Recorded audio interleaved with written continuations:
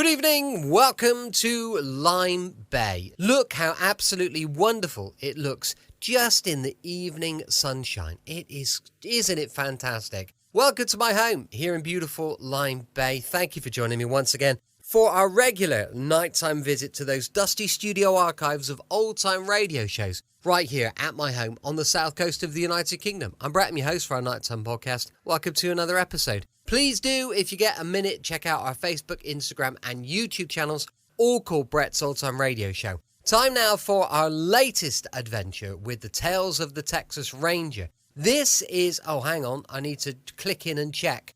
This one first broadcast on the 3rd of December 1950. It's called Room 114. The National Broadcasting Company presents Joel McCrea in Tales of the Texas Rangers. Tonight, transcribed from Hollywood, another authentic reenactment of a case from the files of the Texas Rangers.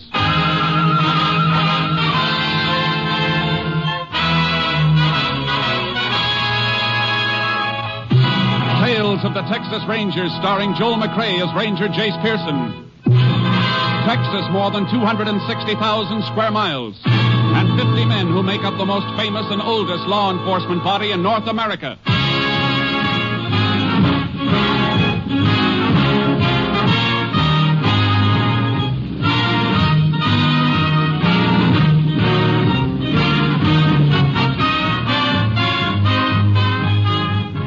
From the files of the Texas Rangers come these stories based on fact. Only names, dates, and places are fictitious for obvious reasons. The events themselves are a matter of record.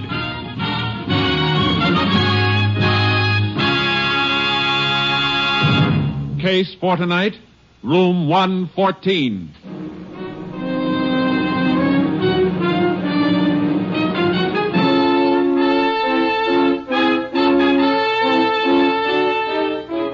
It is 4:47 p.m., the afternoon of October 29th, 1927. Liz Ferris, a chambermaid at the Hotel Alamo in the town of Limpia, Texas, approaches Sam Bixby, the desk clerk. Mr. Bixby. Oh, Liz, thought you went home. Can't see if I'll ever get home till I get the rooms finished. And I still ain't been in room 114. 114? That's Mr. Boland's room. Oh, he went out a couple hours ago. Well, he left one of them do not disturb cards on his door just the same. His key ain't in the box there. I looked before while you were sorting out the mail. Oh, well, he probably just forgot to leave his key. You got your pass key. You can get in. Well, how'd you know he didn't come back again without you seeing him? Suppose he's in there taking a bath. All right, Liz, all right. Come on. I'll come back with you. Give me the keys. Some folks don't care at all when I finish work, long as they can sleep the day away. Now, Liz, Mr. Boland's been here for 2 days, and this is the first time he's give you any trouble. Well, if it ain't him, it's somebody else. There's that do not disturb card on the door, like I said. Did you try knocking? That on the door? Of course I didn't. I got some consideration for other folks, even if they ain't got none for me. Besides, I run the vacuum cleaner in the hall hard enough to wake the dead. Well, he don't answer the knock. Sure he went out. Well, if you're so sure, why don't you open the door then? You in, Mr. Boland? Mr. Boland? He's out, all right. Go ahead, Liz. All right, I'll make the bed first, then get the vacuum. What's the matter? A man's leg sticking out from under the bed, and there's blood on the rug. Let me out of here. No, be quiet, Liz. Don't let the other guests hear you. I better call the sheriff right away.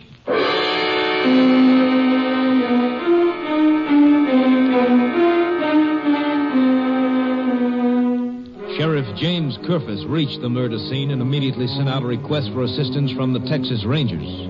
Ranger Jace Pearson was assigned to investigate. He joined the sheriff in room 114 of the Alamo Hotel. Everything just like I found it, Ranger, except I had the bed moved so I could get a look at the body. Throat slashed, huh? Looks like it was done with a straight-edge razor, Sheriff. Yeah. A weapon ain't around any place, so that's what made me figure it was murder for sure. I could have figured that out even if the razor was around. Huh? Palms of his hands are cut, too. He tried to grab the razor and get it away from whoever killed him. Oh, I see. We better cover him with this sheet. Austin will have fingerprint man here soon. You know who he is? The name on the register is Henry Boland. Been here 2 days. Come up from Lone Star to sell some cattle at the auction barn. All the way up here from Lone Star to auction cattle? That's pretty far. Now that you mention it, yes. Yeah, plenty far. Who discovered the body? A desk clerk and cleaning woman. You must have passed him out in the hall. I told him to wait right outside. Yeah, I saw him. We better talk to him. Right. Just trying to clean the Bixby. Stop, huh? Liz, Ranger wants to talk to you. Oh, sure thing. I already told you all I know, Sheriff. Anybody come in to visit in this room today? Well, that's hard to say, Ranger. A lot of cattlemen in town when the auction's running. Well, nobody stopped by the desk, but you know how it is. Men know each other, visit around. Sure. If he'd been out tending his business like a man ought to be, he mightn't be dead. That's what I say. Now, Liz, I told you he was out. I saw him go. When was this? Noon, a little later maybe. But I didn't see him come in again. Are you sure it was Boland you saw? Might have been somebody dressed like him, wearing his clothes, maybe. Oh, no, I saw him good enough to know for sure. Stopped just a few feet from the desk to wipe his eyeglasses with a handkerchief. Eyeglasses? Is something wrong with that, Jace? I'll tell you in a minute. He wear glasses all the time? Every time I see Yeah, him, sure he did. did. I see. When you opened this door, most of the body was hidden by the bed, wasn't it? Yeah. That's right. Well, the bed's been moved since then. I think you better come in and identify the body. Oh, do we have to? Yeah, I'm afraid it's necessary, because the man in here didn't wear glasses. Oh. Come on. Well, okay. Now, look, he wouldn't have to be wearing them when he was killed, Jace. He never wore them.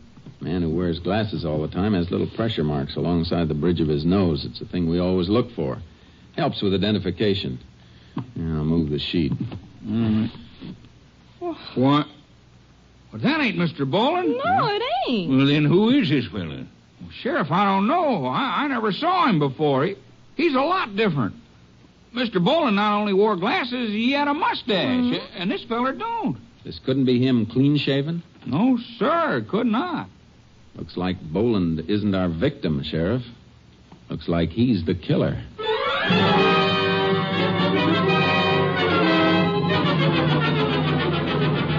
I made some photos of the dead man, got a quick developing job done, then headed for Lone Star, the town Boland had given us his address. On the way, I called my headquarters and asked to have Ranger Steve Clark meet me there. He was waiting at the county courthouse when I drove up. Howdy, Jace. Howdy, Steve. Been waiting long? No, just got here about a half hour ago. Say, what's up? Headquarters fill you in on the killing of the Alamo Hotel in Olympia? Yeah, they told me about it. Good. How far out's the Boland ranch? Well, it begins 9 miles southwest. What do we do, go out and grab Boland? If he's around, but it isn't likely. Not after checking out of that hotel and leaving a dead man in his room. Why'd you head this way, then? Well, nobody at Olympia had seen the dead man before. We gotta find out who he is. If there was bad blood between him and Boland, somebody around here might know about it. That's a good thought. I'll load my horse in with yours, and we can go out to the ranch and wake him up.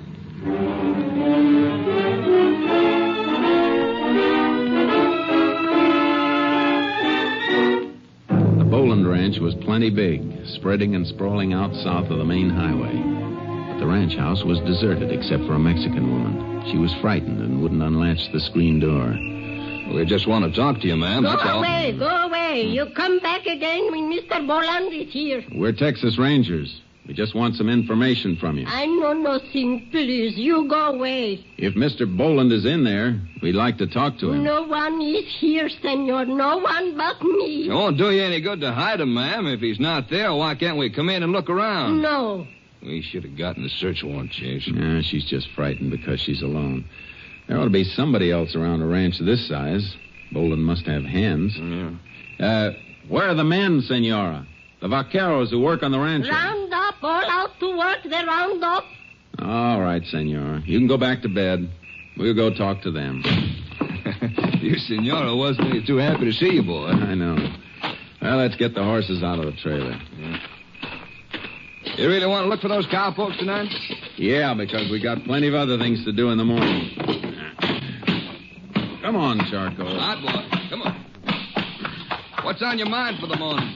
Find out where Boland banks. Watch his account so we can trace him if he cashes a check anyplace. Hey, it'll make it tougher for him to hide, all right. That's how I want to make it. Tough. Well, let's ride. Yeah. Get up, Charcoal. Get up. Yeah. Ha.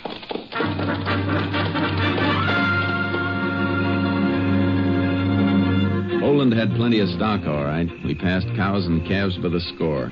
But ground marks showed that the main herds, the selling beef, were driving south. Railroad runs to the south, Jace. Guess they're moving them that way for shipping. Figures. That's why we had to ride so far. Yeah, must take them 3 or 4 days to cut out the steers and drive them to a main camp. We ought to be spotting some riders soon. Trail marks have been getting fresher. And if we don't, we're going to have to rest these ponies. We've been knocking on them steady now for about That's all right. We're getting close. They can rest soon. Look. Where? Mesa over there in the moonlight. Look down at the base. On the east end. Yeah, campfire. Come on, Charlie. Come on, boy. Get out. Can see the stock now, only part of the herd from the looks of it. Probably got a few folks working each section, driving into the railhead from different angles. They can drive them any way they want. All I want is somebody who can identify the photographs of a dead man.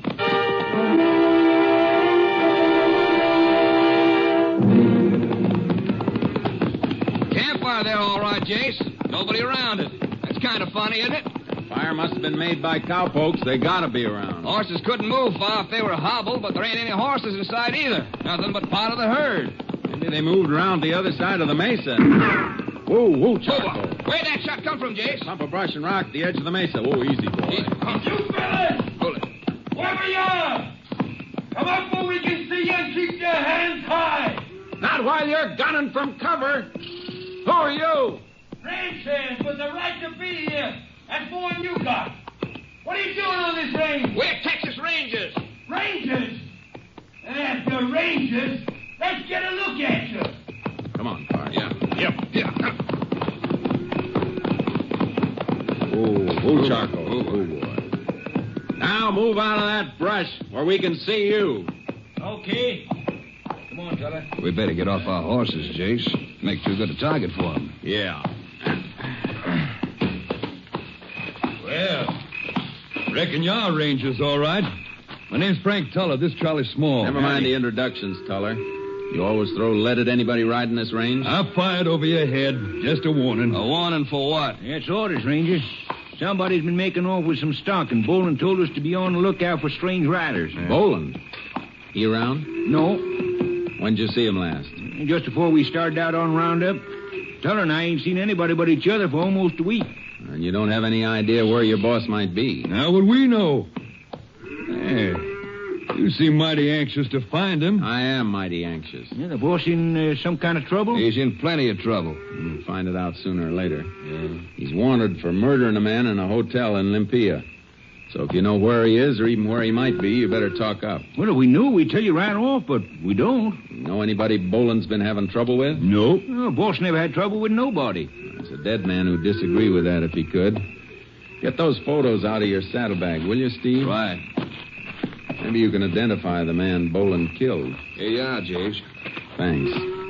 Here, Tuller, Yeah? you too, Small. Huh? Take a look. What, say? Ranger, Boland never killed this man. What makes you so sure of that? Because this is the boss. This is a picture of Boland himself.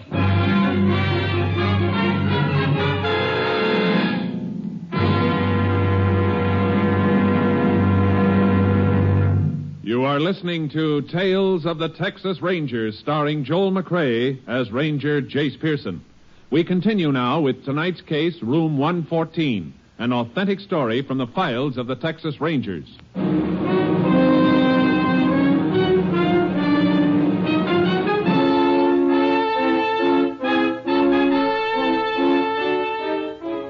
We had our killer cold, knew his name, his address, and he turned out to be the dead man. The case fell apart. It didn't make sense. You're sure this is a photo of Boland? We ought to know.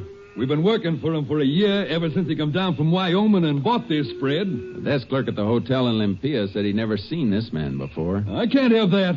But Boland was registered at that hotel for 2 days. The clerk said he wore eyeglasses and a mustache. Then the man he saw wasn't Henry Boland. There's something fishy about this whole thing, Jace. I can't figure why anybody... Wait a minute, Steve. Huh? You fellas said Boland thought somebody was running his stock off? Yeah, that's right. Is his brand registered? Well, sure it is. Box B brand. Thanks. If we want any more information, we'll be out to see you later. Come on, Steve. But, Jace, Come on. Get mounted. Get up. Charcoal. Get up. Come on. Hope you catch the man you after. Thanks. What's on your mind, Jace? What'd you ask about the missing cattle and the brand registration? Boland thought some of his cattle were missing. But the registered brand stolen cattle are hard to get rid of. It wouldn't be so hard if the thief took them to an out-of-the-way auction barn like the one in Olympia and then pretended to be Boland when he sold them. Hey, Jace, that makes sense. Sure it does. That's why somebody registered the Alamo under Boland's name. Then Boland must have found out about it, went up to Olympia for his showdown, and got himself killed. That's the picture. I'll buy it, Jace, but who killed him? That's something we're going to have to find out.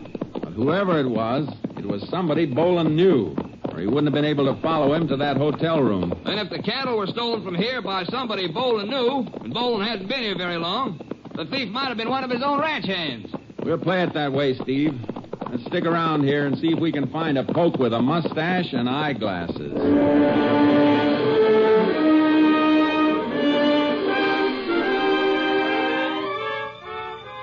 During the next morning, we spotted a pair of riders and asked if they knew of a hand with a mustache and glasses. There was such a man on the ranch, and they told us what general direction he might be working in. A couple of hours later, we found him alone, pushing some strays out of a blind draw. Get on there. Move. That's him, Jace. Just saw the sun reflect on his glasses. Let's go. Get up, Charlie. Yeah, You! Stay right where you are! Don't move for that rifle holster. What's the matter, Regis? What are you doing out here? Ooh, we'll ask the questions. Mustache, too, Jace. Yeah. Just sit tight on that horse until I get your rifle. Now, look, Ranger. When you come riding down on me like I done something and grab my gun, I reckon I got a right to know what it's all about. You been at the Alamo Hotel in Olympia recently? Never been in Olympia in my whole life. Where you been for the past 4 days? Right here on this range working. Anybody with you? No, just me. How come? The other hands are working in 2s and 3s? Well, I ain't. I've been working through this Badlands strip. No herding here. Nothing but a few strays that one man can dig out. That's how it come. Anybody seen you here in the last couple of days? How could anybody see me? I've been way back in that scrub canyon. Yeah. If nobody saw you there, nobody'd see you if you weren't there either. What's your name? Dave Bouden. Bouden, huh? All right, you better come with us. Come with you? For what? I ain't coming any place.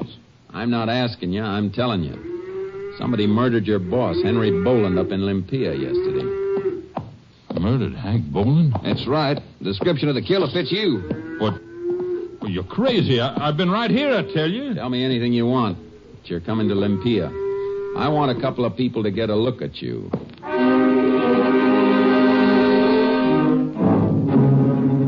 We got back to the car and drove Dave Bouden to the sheriff's office in Olympia to see if he could be identified. Ranger, I'm telling you, I ain't never been near this town. If you haven't been here, you got nothing to worry about. Did you send for the chambermaid and the desk clerk, Sheriff? Yeah, they'll be here right off. Thanks. As a matter of fact, there they come now, up the outside steps. See them through the window? Ranger, I'm telling You you... better not say anything just now, Bouden.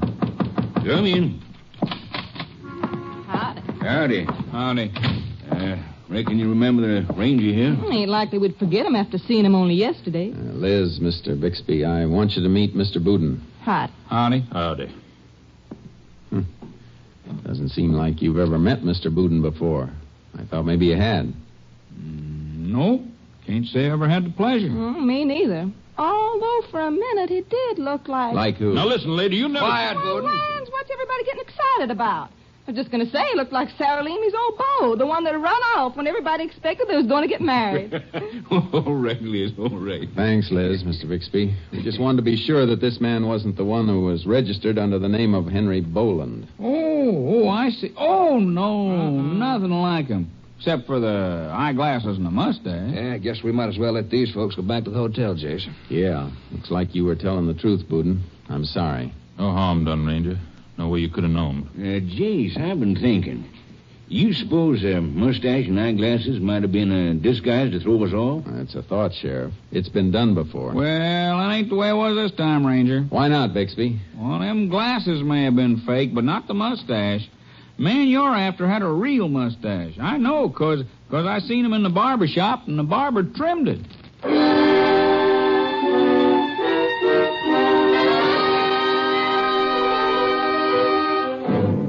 We put Bouden on the bus to Lone Star and sent him back to the Boland Ranch. Clark and I spent the next day questioning everybody in Olympia. The crew at the auction barn, cattlemen, everybody. They couldn't add a thing to what we already knew. When we got back to the sheriff's office, there was more bad news. Had a call from your headquarters at Austin, Jace. They checked those prints the lab crew lifted from 114. Whoever left them had no record. Yeah, that does it. I still think it must have been somebody from Boland's ranch, somebody he knew. That's what we think, and that's the way it looks. But let's face it, Jace. Could have been a stranger stole the cattle. Boland found out about it, went in for a showdown like any hothead, and got himself killed. Killer could have come in from any direction and left in any direction. Yeah, that's right, Jace. No way you're telling... Come in. Howdy, Sheriff. Rangers. Yeah. Something we can do for you? Well, my name is Denning. I drive a line haul for interstate trucking. Route between New Orleans and El Paso. I think I got some information you might want. Leastwise, I thought so over at the Alamo Hotel. What kind of information? This? Key to room 114, the Alamo. Where'd you get this? Well, it was nightfall last. Night of the day Boland was killed, Jace. Yeah. Go ahead. Yes, my relief man was driving. We made a coffee stop, place about 40 miles this side Lone Star. Pulled the truck in the side of the service station there. I was sleeping, didn't want no coffee, so I stayed in the cab and dozed while the relief man went inside. I got it. Go on. Well, cattle truck pulled in for gas. Well, empty. Empty cattle truck, huh? Headed which way? Southwest, toward Lone Star. You notice the license? Well, no, but there was a mark on the side, box with a B in the middle of it. Boland's Box B brand, Jace. Must have been the truck used to haul the stolen cattle up here. Yeah, and to haul the killer back to the ranch. What about the key? I was coming to that. Fell in the cattle truck. He paid for the gas. I didn't see him too good. I was just sort of slumped in my cab. You know, half groggy. Not exactly watching him, but seeing. I know what you mean. Well, when he fished the money out of his pocket, I saw him kind of look at something he dug out with it. Then he sort of looked around like he was looking for some place to throw it. Station man left him to go inside for change. Then the fellow walked right past my truck real quick. He didn't see me, of course, because the cab was dark, and I heard him throw something. Make kind of a clink. Then he went back to the cattle rig and drove off. Just what he threw away, this hotel key here? That's it. I found it when my partner came out. We went back to check the top and the tailgate, and I sort of looked around and found the key with my flash. How come you didn't just drop it in a mailbox? Well, we had a lot of stops along the line, loading, unloading. And the route came right through here. Thought I'd stop in, just drop it off. Information help you any? It sure does. Thanks. My headquarters will see to it your boss hears about it, too. Sheriff, better take down his statement. Okay, Jace. Come on, Steve. See you later. All right, Jace.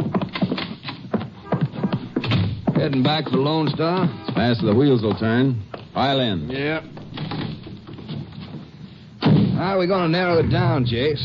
Boudin was the only hand with a mustache and the glasses, and he's clear. The glasses still could have been phony.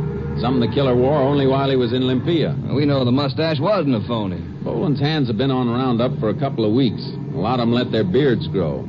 Would have been a simple matter to shave the beard and leave a lip cover. Sneak away with a load of cattle and then shave clean before he got back. I know, but Boudin was the only hand working alone. One of the others did it and disappeared for a few days. His sidekick know about it. Doesn't have to be a one-man job, Steve. The sidekick could be in on it, too. Yeah, that figures. Well, what's our play, Jace? Fingerprint them all and get a check on the prints up at Austin? I think we can wrap it up quicker than that. We know the killer doesn't have a beard now and uses a straight razor. That was the murder weapon. Yeah. Boudin can tell us which of the men shave with straight razors, and once we know that, we can settle the rest with a camera I got in the car trunk. How? By asking the straight razor men if they'd like to pose for a couple of identification pictures with eyeglasses and a phony mustache. Tell them we'll have to hold them until the pictures are seen by a couple of witnesses in Olympia. That ought to flush some action from them. Action? I'm betting the man who killed Boland will raise more fuss than the alligator when the lake went dry.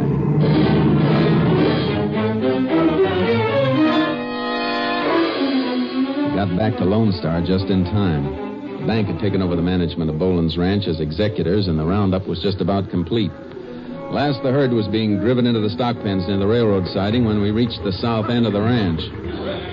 There's Boudin, Jace. Taking care of the horses over there by the corral. Yeah, come on. Hey, Boudin! Hey, Boudin! Yeah? I want to talk to you a minute. Oh, hello, Raven. How you making out?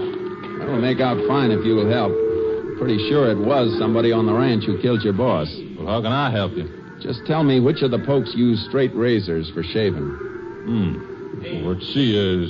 Jones, And taller and happy. Tuller, huh? Say, Jace, isn't he the bright boy that fired on us first time we rode out on the range? He's the one, all right. He was clean-shaven, too. Feller with him was named Small.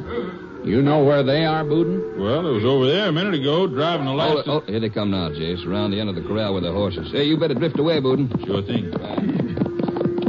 Well, howdy, Rangers. Back again? Yeah. Like to have another talk with you, Tuller. You too, Small. Sure, Ranger. What's it about? Make you wait till you dismount. Right.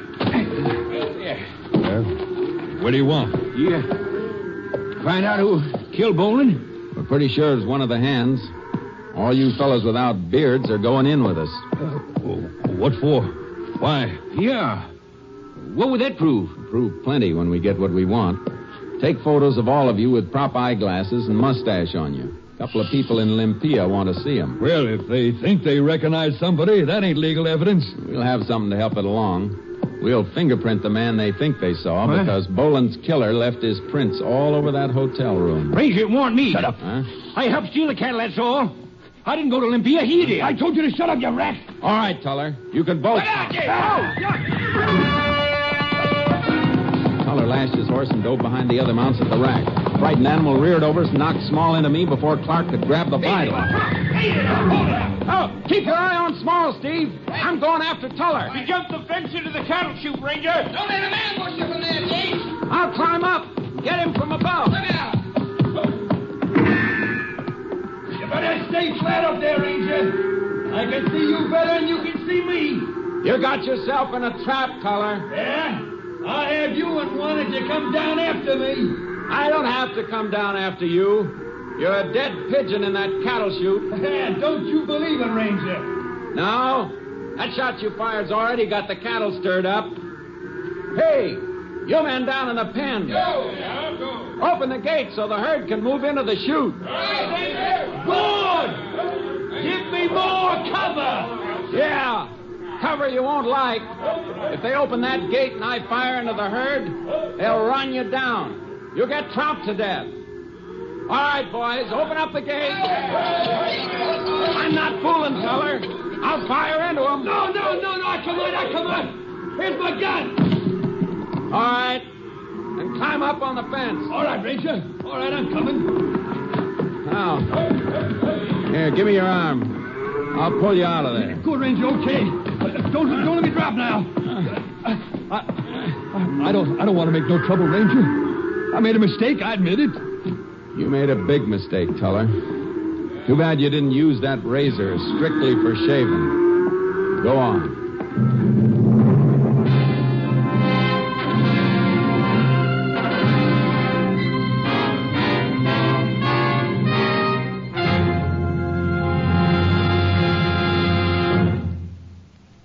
For his part in the crime, Charles Small received a sentence of 25 years. Frank Tuller was tried and convicted for the murder of rancher Henry Boland. Today, after 2 decades, he still serves his sentence. Life imprisonment.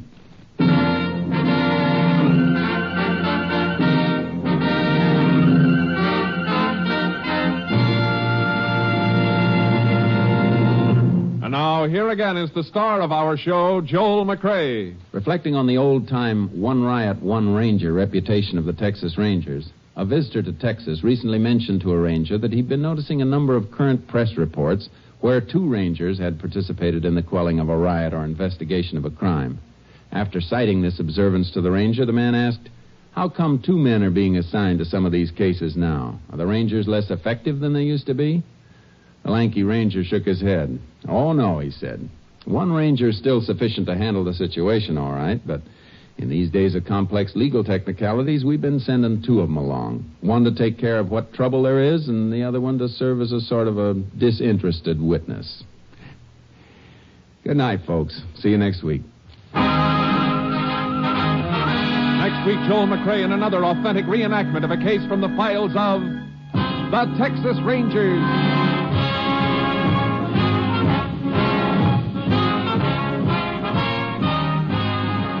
Joel McCrea is currently seen starring in the MGM production Stars in My Crown. Tonight's cast included Tony Barrett, Ann Diamond, Herb Vigran, Peggy Weber, Tom McKee, Bill Johnstone, Herb Ellis, and Barney Phillips. This story was transcribed and adapted by Joel Murcott, and the program was produced and directed by Stacy Keach. This is Hal Gibney speaking. Welcome back. I hope you enjoyed our latest episode of Tales of the Texas Rangers. And don't forget, we'll be back tomorrow with Steptoe and Son going live at 5 p.m. GMT. Thanks for listening. I'll be with you 7 days a week, each and every week. And I'll see you next time on Brett's Old Time Radio Show. Love you. Bye.